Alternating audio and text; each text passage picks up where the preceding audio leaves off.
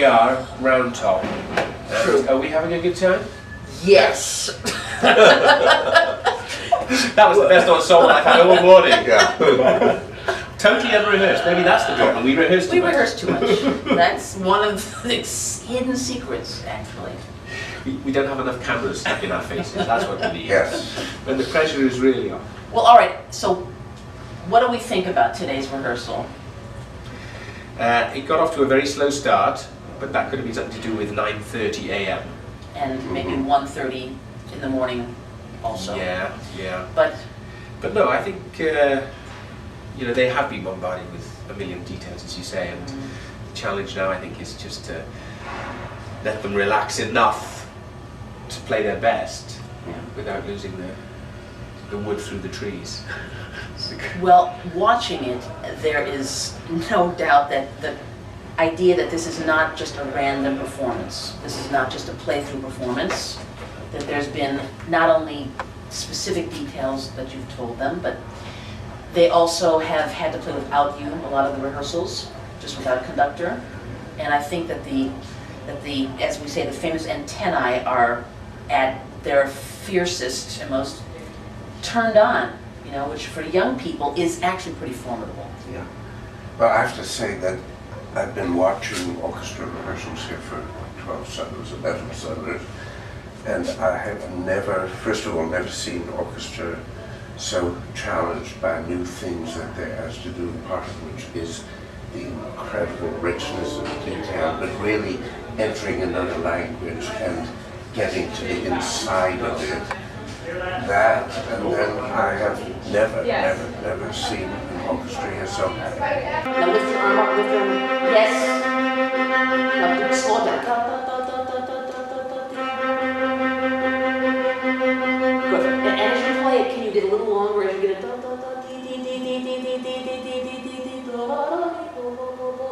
as it goes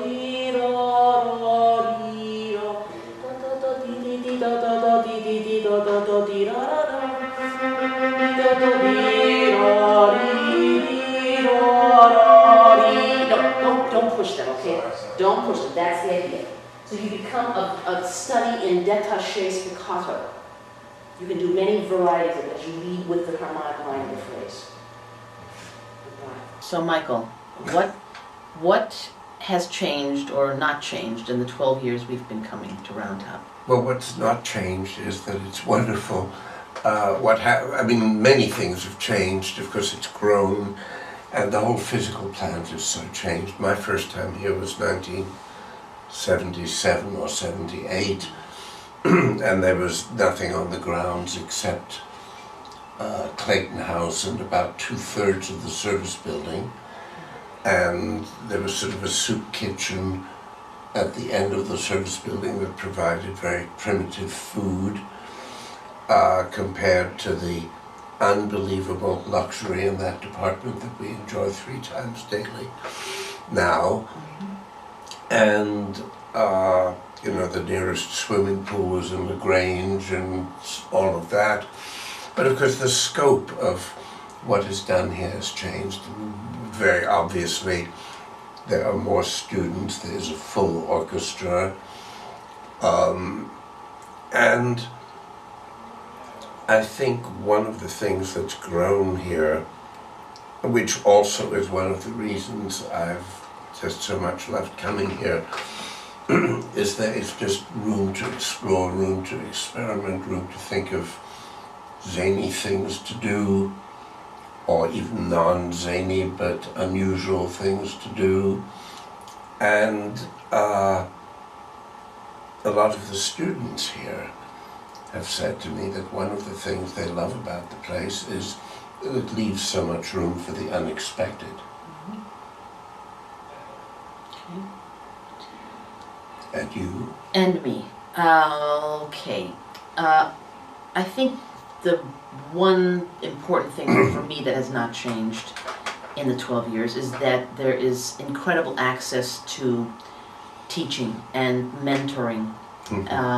That there are no obstacles here, and there's no intention of being an obstacle thrown between you and that young person who comes here, you know, really hungry for exposure to your experience and your knowledge and your whatever wisdom we can pass on.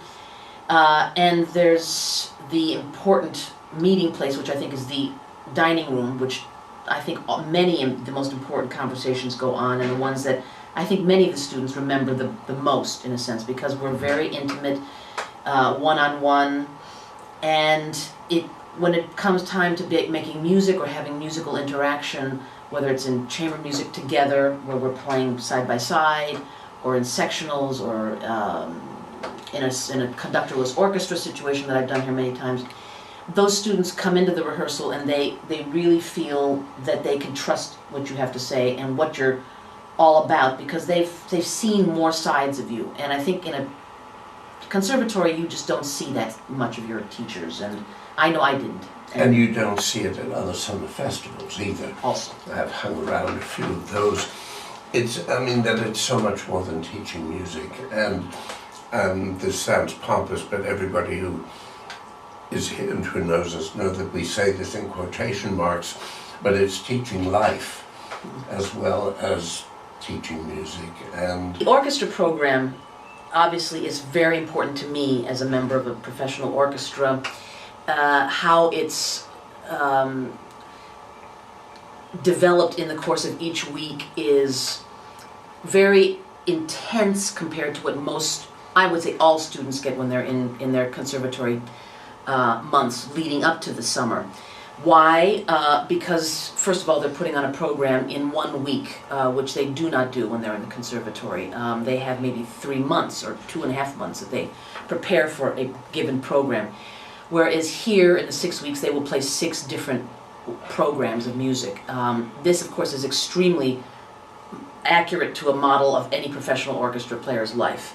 So the acceleration of learning is a shock to many of them, but it is almost the most important thing that they can learn here about the speed and the qualifications that it takes to be a professional musician. Meaning that you have to know a lot of music, and in the course of my 30 years of playing now, I've not only gone through all the central repertory, but I've gone through it many times. So my ease and my effortlessness of thinking about it and talking about it when I get up in front of them, I have to explain, is because I do this on this cycle of week-to-week new programs. So for me to be able to represent my lifestyle as a musician to them in a situation that is now very much like my lifestyle, which is that they have to perform this program and have it done by the end of the week. This kind of parallel learning is maybe the most convincing to a student to say, yes, this is what it takes, and now I need to find out whether I'm ready to do this or not ready to do this, and where am I not ready? Where inside of me am I not ready? The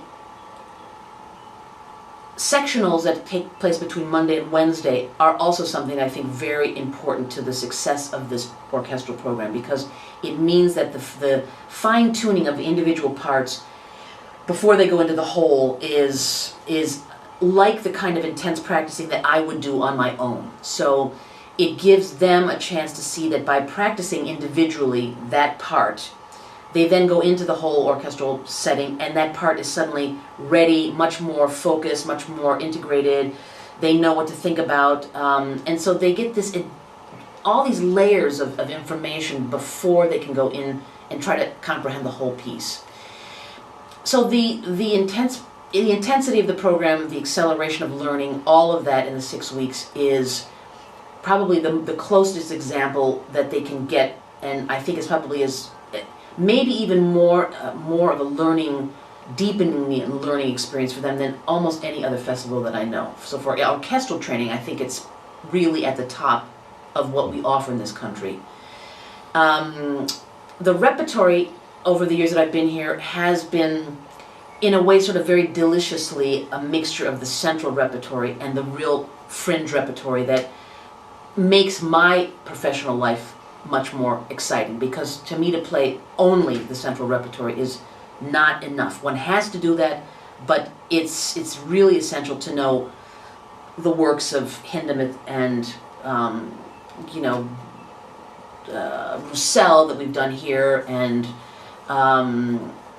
Messiaen, and I'm not going to pull enough of the names out of the air, but there is just a great sense here of trying to balance the central repertory and